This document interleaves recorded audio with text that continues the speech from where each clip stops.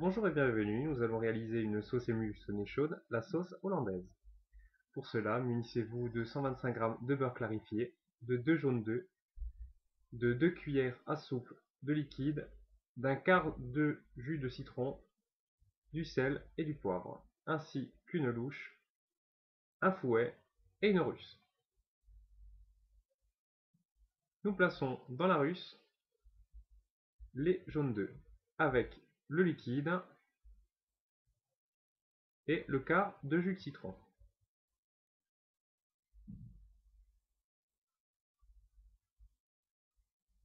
Les jaunes d'œufs contenant des tensioactifs en fouettant avec le liquide, vous réalisez un sabayon. A l'aide de mon fouet, je réalise des huîtres de manière assez rapide avec un matériel de cuisson adapté à la taille du fouet, avec un petit geste du poignet, je réalise des huîtres afin de foisonner au maximum et de faire monter le sabayon. Alors, la température en dessous du récipient de cuisson doit être douce. On doit constamment pouvoir poser sa main en dessous du récipient de cuisson. En aucun moment il faut que les jaunes d'œufs coagulent, ce qui provoquerait voilà, la sauce hollandaise ne serait plus possible de réaliser.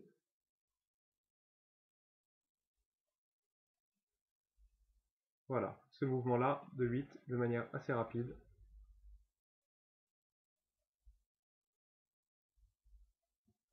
Alors vous voyez, avec ma plaque induction, je n'arrive pas à régler la température idéale.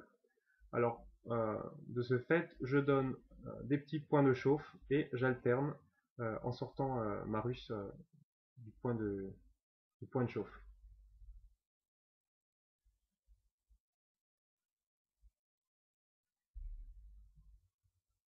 Je vérifie constamment la température de mon récipient de cuisson, de ma russe,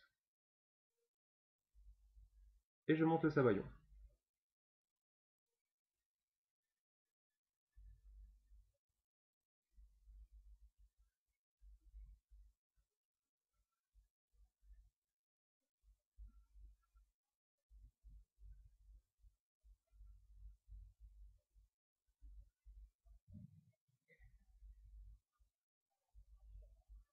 Alors un critère visuel pour savoir quand est-ce que votre sabayon est suffisamment monté, euh, quand vous fouettez, vous donnez vos coups de 8 dans votre sabayon, vous devez voir le fond de la russe.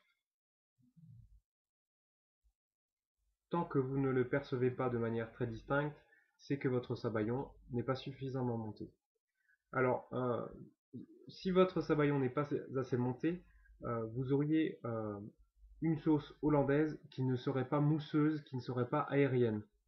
On aurait une sauce qui serait liquide.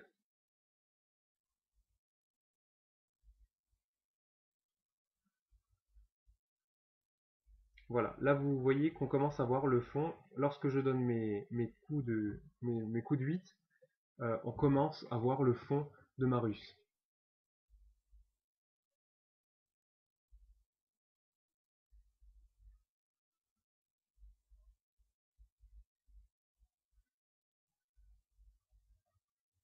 Là c'est le pouvoir moussant du jaune d'œuf.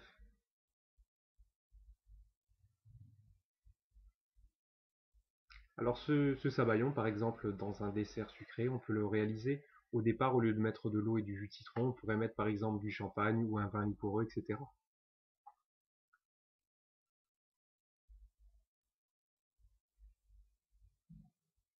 On peut utiliser les sabayons, notamment dans les préparations sucrées ou salées même, pour napper des pièces et les passer, les faire dorer à la salamandre. Alors là, je vais monter maintenant mon sabayon, donc ma sauce hollandaise, avec le beurre clarifié qui est à peu près à une température de 50 degrés, pour être à la même température que mon sabayon. Il ne faut pas faire de choc thermique. Et progressivement, au filet, voilà, n'hésitez pas à temps en temps à redonner un petit coup de chauffe, en versant avec un filet sur mon sabayon, je monte ma sauce hollandaise. Votre sauce hollandaise doit être très aérienne, très légère. Malgré la quantité de matière grasse, elle doit rester très aérée.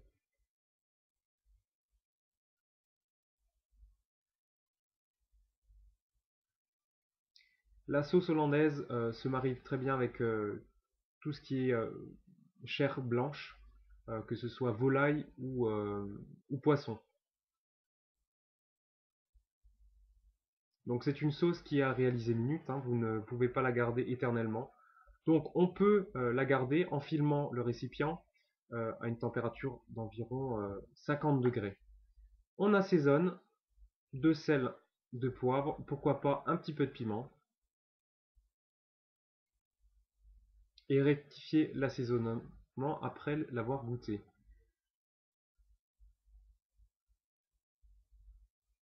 Un dérivé de la sauce hollandaise est par exemple la sauce béarnaise qui est réalisée avec une base de vin blanc, de vinaigre, de l'estragon et du cerf.